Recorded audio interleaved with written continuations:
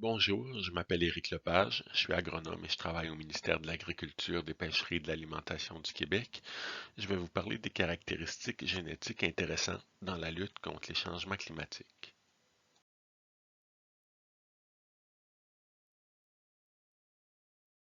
Les changements climatiques sont étroitement associés avec la production de gaz à effet de serre. Les principaux gaz répertoriés qui contribuent à l'effet de serre sont le gaz carbonique, le méthane et l'oxyde nitreux. Plusieurs autres gaz contribuent également à engendrer un effet de serre, mais dans une moindre mesure. Afin de limiter l'ampleur des changements climatiques et de la variabilité de la météo qui y est associée, il est important de limiter notre production de gaz à effet de serre ou d'améliorer notre bilan. En 2020, au Canada, le secteur agricole produisait 10,2% des gaz à effet de serre. Alors, comment peut-on réduire l'impact de l'industrie bovine sur les changements climatiques? Pour l'instant, il n'existe aucune solution miracle. L'industrie doit continuer à travailler sur l'efficacité des troupeaux et de la production en trouvant des moyens de produire plus de viande dans de meilleurs délais tout en utilisant moins d'intrants et en maintenant une acceptabilité sociale en lien avec les méthodes utilisées. Qu'est-ce que j'entends par acceptabilité sociale? C'est de respecter les préoccupations de la société, notamment pour le bien-être animal, la salubrité et l'innocuité des aliments, la santé. Beaucoup plus facile à dire qu'à faire, vous me direz. En effet. Par contre, l'industrie a toujours progressé au fil du temps et va continuer de le faire. Pour faciliter le tout, l'accent pourrait être mis davantage sur des indicateurs d'efficacité que sur la productivité, c'est-à-dire d'autant considérer les ressources nécessaires pour arriver à un résultat que le résultat lui-même. Dans cette perspective, il est plus pertinent de considérer les kilos de veaux produits par vache que le poids moyen des veaux, ou encore les kilos de veaux produits par kilo d'aliments ou hectare en culture, plutôt qu'uniquement les kilos de veaux produits ou vendus. Bien entendu, aucun indicateur n'est parfait, mais le principe d'une meilleure utilisation des ressources demeure. Plusieurs caractéristiques liées en tout ou en partie à la génétique peuvent contribuer à améliorer l'efficacité des élevages et à diminuer l'empreinte climatique de la production. Il y a d'abord l'aspect de la fertilité du troupeau qui permet d'optimiser le nombre de veaux nés par rapport à la taille du troupeau. Il y a la vigueur et la santé des veaux qui vont contribuer à améliorer le nombre de veaux sevrés et vendus. La durée de vie productive et la persistance dans le troupeau permettent de diminuer les besoins de remplacement. Tout le volet génétique lié à la croissance permet de sortir des veaux plus rapidement ou plus gros. L'efficacité alimentaire fait en sorte que les performances des sujets en croissance ou de la progéniture des reproducteurs sont meilleures relativement aux aliments qu'ils consomment. Le rendement en viande améliore la proportion de viande pour une carcasse donnée, contribuant donc à sortir davantage de viande vendable par unité produite. Tout ce qui concerne la vigueur hybride doit aussi faire l'objet d'une réflexion importante. Grâce à la vigueur hybride, il est possible d'améliorer la productivité globale de façon significative à très peu de coûts supplémentaires. Il y a aussi tout un questionnement à avoir sur la façon de réaliser nos progrès génétiques afin qu'ils soient efficaces et rapides. Tous ces points seront abordés plus en profondeur au fil des prochaines diapositives. Regardons d'abord la fertilité. Chez les vaches, la fertilité réfère principalement à la faculté de devenir gestante et mener une grossesse à terme sur une base régulière, la cible étant à tous les 365 jours. Pour les clients du PATBQ, entre 2015 et 2019, la moyenne était de 370 jours. La plupart des vaches devraient être capables de réaliser ceci sans soins particuliers dans la mesure où l'alimentation et le reste de la gestion d'élevage sont adéquats, mais aucun éleveur n'est à l'abri d'éventuels problèmes de fertilité chez quelques vaches. Le but est de tenter de les minimiser. Pour y arriver, il est intéressant de conserver des données, de les analyser et de les considérer dans le processus de sélection des femelles. Plusieurs indicateurs peuvent donner des indices sur la fertilité des femelles et d'autres l'influencer indirectement. Dans le bovin de boucherie, certains sont plus faciles à observer. L'intervalle moyen de vêlage, l'âge au premier vêlage et l'état de chair peuvent donner une bonne idée de la fertilité globale du troupeau. En général, le progrès génétique n'est pas très rapide du fait d'une héritabilité plutôt basse, mais la vigueur hybride amène des gains intéressants. Au PATBQ, entre 2015 et 2019, il y avait un écart de 7 jours entre les premiers et troisièmes quartiles. En considérant un gain moyen de 2,4 livres par jour, ça représente près de 17 livres supplémentaires ou 2,55% du poids moyen d'un veau. Concrètement, à la ferme, comment peut-on sélectionner pour la fertilité? Il peut être intéressant de favoriser les femelles de remplacement nées en début de saison de vêlage, provenant de vaches avec des intervalles de vêlage courts et provenant de vaches qui conservent facilement un bon état de chair. Lorsque des EPD sont disponibles, plusieurs peuvent donner des indices sur le niveau de fertilité, notamment celui de la circonférence scrotale, du taux de gestation des tores, de la longueur de gestation, de la persistance dans le troupeau ou de l'épaisseur de gras dorsal. Afin de démontrer le lien important entre l'état de chair et la fertilité, nous avons ici deux tableaux. Le premier fait le lien entre l'évaluation de la cote de chair et le taux de gras corporel. Le deuxième tableau démontre les résultats d'une recherche qui évaluait le moment de la première chaleur après le vêlage en fonction du taux de gras corporel. Il est facile d'y constater que les femelles en meilleur état de chair redeviennent fertiles beaucoup plus rapidement après le vêlage. Le deuxième aspect qu'il est intéressant de regarder est la vigueur des veaux à la naissance, leur santé par la suite ainsi que la santé générale du troupeau. Bien que ce soit une réalité qui vienne avec l'élevage, on fait généralement tout notre possible pour éviter les mortalités avant le sevrage, le besoin d'assistance au vêlage et dans les premiers jours de vie. On recherche des veaux vigoureux et des vaches avec des beaux pieds pour que les veaux puissent boire rapidement et facilement.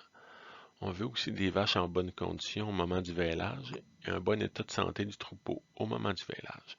Certaines femelles produiront un colostrum de moindre qualité et il arrive que les veaux de ces mêmes femelles soient ceux qui sont les plus fragiles d'une année à l'autre.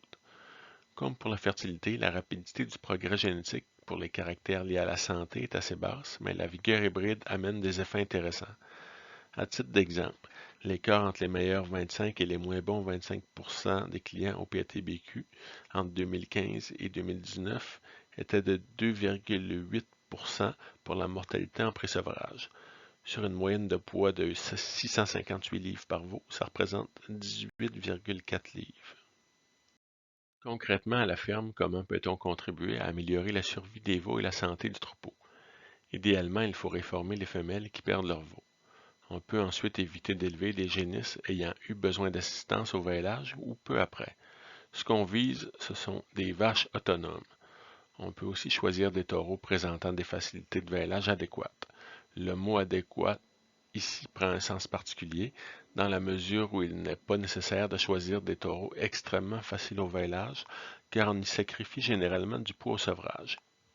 Il suffit de choisir des taureaux suffisamment faciles, de trouver son équilibre en fonction des femelles à saillir et de sa gestion d'élevage.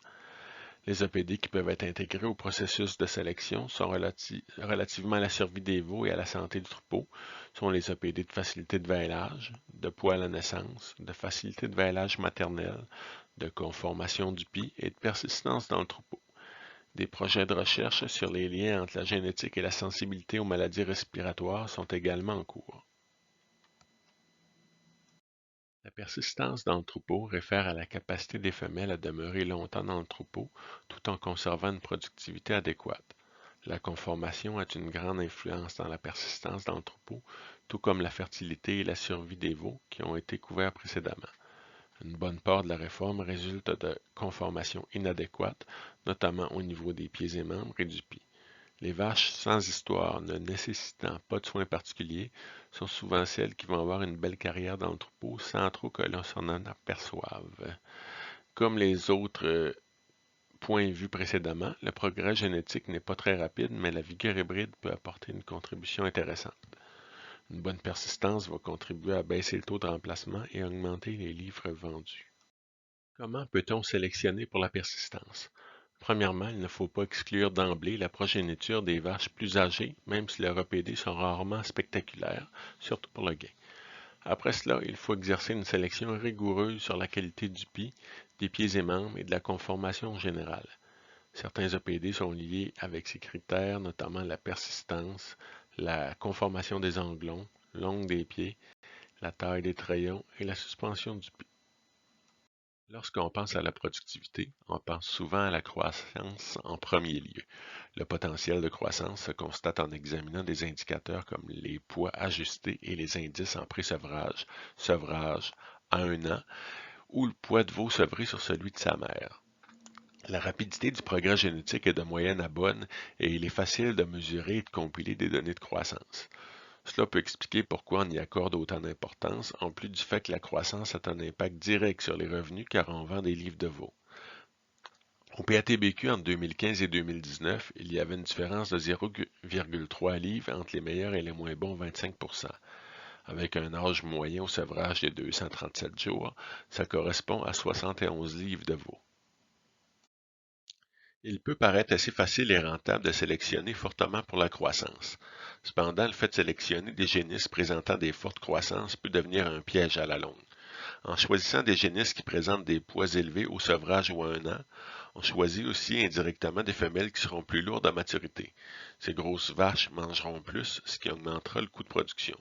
C'est pourquoi, quand on opte pour des génisses avec un but d'améliorer la croissance, il est toujours intéressant de mettre en perspective le poids de la génisse avec le poids de sa mère. Une génisse de 700 livres sevrée d'une vache de 1400 livres sera bien plus intéressante et rentable qu'une génisse de 750 livres sevrée d'une vache de 2000 livres. En effet, la vache de 2000 livres consommera pour quelques centaines de dollars d'aliments de plus annuellement. C'est pourquoi il est rentable d'axer sa sélection pour du gain chez le veau via un taureau utilisé en croisement terminal plutôt qu'en priorisant la croissance au détriment de d'autres caractères comme la facilité d'élevage et d'entretien chez les femelles. Comme dans bien des cas, il n'existe pas de solution miracle. L'éleveur doit trouver un équilibre entre la taille de son troupeau et son potentiel de croissance versus la disponibilité et le coût des ressources alimentaires. L'efficacité alimentaire est un terme en vogue présentement, qui s'inscrit très bien dans la perspective de diminuer l'empreinte écologique de la production. Dans le troupeau, l'efficacité peut se traduire par les kilos d'aliments utilisés par sujet en inventaire ou encore par des kilos d'aliments utilisés par kilo de gain, par kilo de veau ou de viande vendue. Elle s'estime relativement bien pour un groupe, mais c'est plus compliqué individuellement. Par exemple, la plupart des éleveurs vont savoir approximativement le nombre de balles requises pour hiverner le troupeau, mais individuellement, ils auront de la difficulté à déterminer combien chaque vache consomme de balles. Pour éviter les biais et sélectionner indirectement la croissance et les gros animaux, des approches de consommation résiduelle et de gain résiduel ont été développées. Il s'agit de comparer la consommation et le gain individuel des sujets et de faire la différence avec une consommation ou un gain calculé à partir d'un modèle théorique. Un sujet meilleur que les prévisions est donné plus efficace. Cependant, autant la consommation résiduelle de matière sèche que le gain moyen résiduel sont assez faiblement héritables. La consommation journalière de matière sèche présente une héritabilité de moyenne élevée. Il faut aussi considérer que les bovins les plus efficaces sur une ration avec une plus forte proportion de concentré ne seront pas nécessairement les plus efficaces avec une ration 100% fourragère. Ceci ajoute un autre défi quant à l'évaluation de l'efficacité alimentaire des sujets versus le type de gestion d'élevage à laquelle ils seront soumis. Ce qu'il faut retenir par rapport à l'efficacité alimentaire, c'est qu'il existe présentement un grand intérêt économique et environnemental pour la filière lié à celle-ci. Cependant, à l'heure actuelle, l'efficacité alimentaire demeure coûteuse à évaluer via des équipements spécialisés. De plus, l'intervalle beaucoup plus long entre les générations dans le bovin amène une difficulté supplémentaire par rapport à d'autres espèces comme le porc ou le poulet qui ont fait des gains beaucoup plus considérables au fil des ans. Dans le futur, le testage des mâles reproducteurs, spécialement ceux diffusés à grande échelle via l'insémination par exemple, et les tests génomiques pourraient présenter de belles perspectives de progrès. Le rendement en viande demeure un autre secteur où il est possible d'améliorer l'efficacité de la production. La musculature apparente, le rendement carcasse et le rendement en viande maigre de la progéniture sont des indicateurs intéressants pour évaluer les performances d'un sujet. De plus, l'héritabilité est élevée, donc le progrès génétique est rapide. À la ferme, le rendement en viande peut s'améliorer en choisissant des taureaux dotés de très bonne musculature et de très bonnes mesures ultrasons. Il est aussi démontré que le fait de rechercher une belle musculature naturelle chez les vaches n'altère pas leurs aptitudes maternelles lorsqu'on ne tombe pas dans les excès. En termes d'EPD, il existe plusieurs EPD qui permettent de faciliter la sélection sur le rendement en viande, notamment tous les EPD de mesure ultrason et certains indices de mérite sur la classification. Dans une autre ordre d'idées, l'industrie ne profite probablement pas assez de tout le potentiel offert par la vigueur hybride et la complémentarité des races.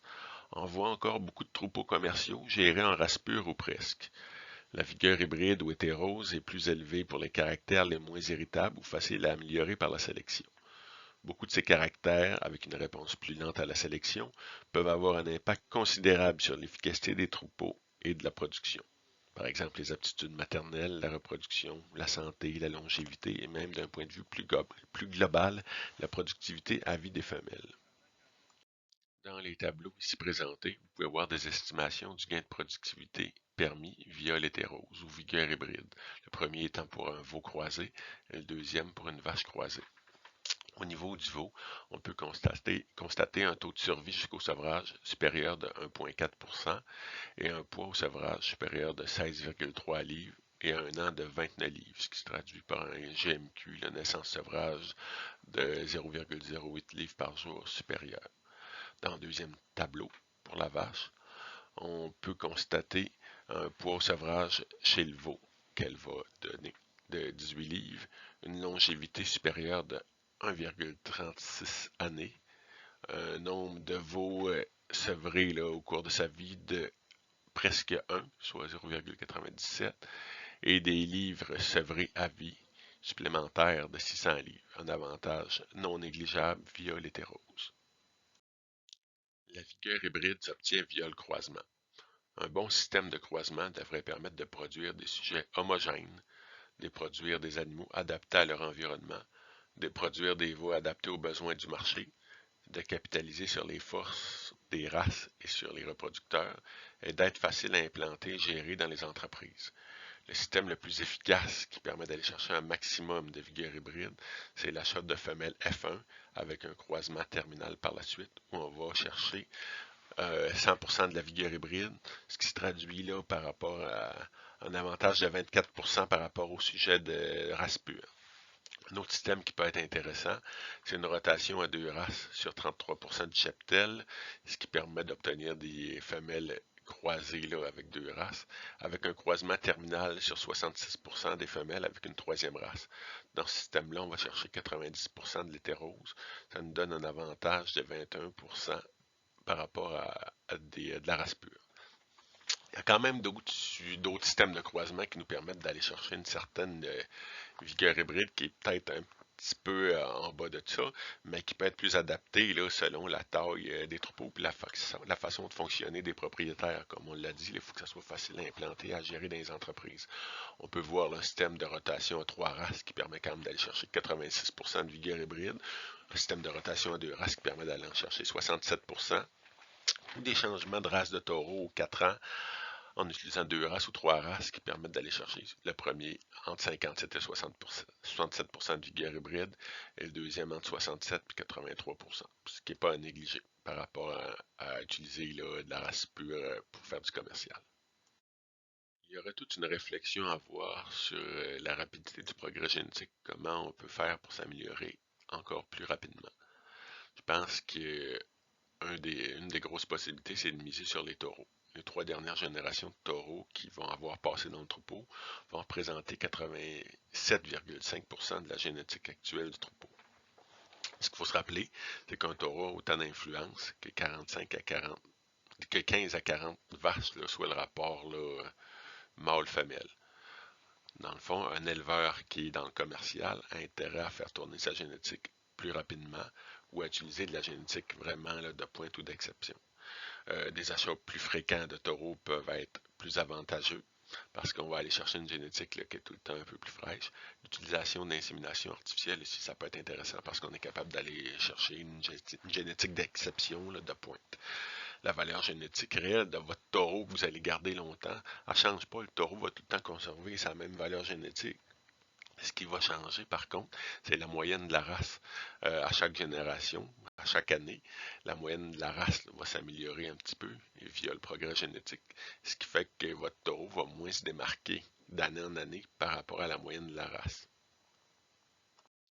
Pour vous démontrer ce que je viens de dire, j'ai fait un tableau avec l'exemple d'une race qui va avoir un progrès génétique d'environ 1,65 livres pour le poids sevrage d'une année à l'autre.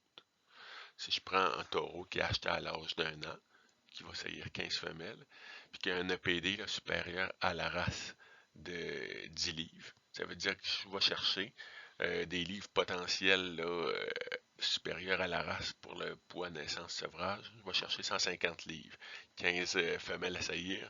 Mon taureau va transférer un potentiel génétique supérieur à la moyenne de race de 10 livres. Rendu à 2 ans, il peut saillir plus de femelles. J'ai mis 25 femelles, sauf qu'il va avoir eu une génération, puis en théorie, il va être un petit peu moins supérieur là, à la moyenne de la race. On parle de 8,4 livres là, à la place de 10 livres. Par contre, étant donné qu'il saillit plus de femelles, on va chercher 210 livres là, de potentiel supérieur à la race pour le poids sevrage. Puis ça continue à progresser là, pour les autres années. Mon taureau est capable de saillir plus de femelles. Je l'ai mis 35 pour les autres années. Mais par contre, là, on écart avec la moyenne de la race baisse. Ça fait que le potentiel génétique qui va transférer au nombre de femelles qui va saillir va baisser un petit peu. Là. Le maximum va être atteint là, à la troisième année. Si je garde mon taureau 3 ans en moyenne, il va me transférer là, 198 livres de potentiel génétique supérieur à la moyenne de la race. Si je la garde 4 ans, on voit que ça commence à baisser, 194. Si je la transfère, si je la garde 5 ans, on parle de 179 livres, puis 6 ans, 159 livres. Ça, c'est pour illustrer que si on garde des taureaux vraiment longtemps, ou un peu trop longtemps, on va chercher moins de gains au fil du temps. Ça fait qu'on a intérêt à vraiment faire rouler nos taureaux un peu plus rapidement, à moins qu'on ait vraiment des taureaux d'exception, là, des taureaux remarquables. Ceux-là, on peut quand même les conserver plus longtemps. Mais on aurait peut-être une réflexion à avoir au sujet de faire rouler nos taureaux un peu plus vite pour aller chercher là, un progrès génétique un peu plus rapide. Bon, on est arrivé à la conclusion. Je vais vous faire un petit résumé de ce qu'on vient de voir. Premièrement, le secteur est souvent pointé du doigt pour sa production de gaz à effet de serre, mais la production canadienne est parmi les plus efficaces au monde. Il faut aussi retenir que son bilan est en progression et qu'il y a des possibilités d'amélioration qui sont toujours présentes. Deuxièmement, l'amélioration du bilan des gaz à effet de serre en production passe par une utilisation plus efficace des ressources. Il faut produire plus de produits avec moins d'intrants. Dans la filière bovine, les vaches sont celles qui consomment le plus et qui produisent le plus de gaz à effet de serre. Il faut donc sortir plus de livres de veau par vache et arriver à les nourrir en présentant un meilleur bilan gaz à effet de serre. Les caractères les plus intéressants doivent augmenter la productivité à faible coût, avec un faible coût écologique, des kilos d'équivalent gaz carbonique, pour minimiser l'empreinte environnementale de la production. L'amélioration de l'efficacité alimentaire bénéficie de beaucoup d'intérêt, mais sa mesure et son implantation à large échelle présentent encore beaucoup de défis. C'est sûr que la génomique pourrait aider à mieux identifier les sujets intéressants, mais on est encore à l'aube d'une nouvelle époque là, à ce niveau-là. En attendant, il faut continuer d'améliorer ce qu'on fait déjà de bien, travailler sur les caractères puis les critères techniques de base pour essayer de produire encore plus de livres de veau par vache, puis de diminuer nos intrants pour y arriver. Ça fait que on l'a fait depuis plusieurs années, depuis plusieurs décennies, mais il y a encore de l'ouverture puis des solutions à adopter dans les entreprises pour continuer de progresser. Ça fait que je vous remercie beaucoup d'avoir écouté, puis bonne chance.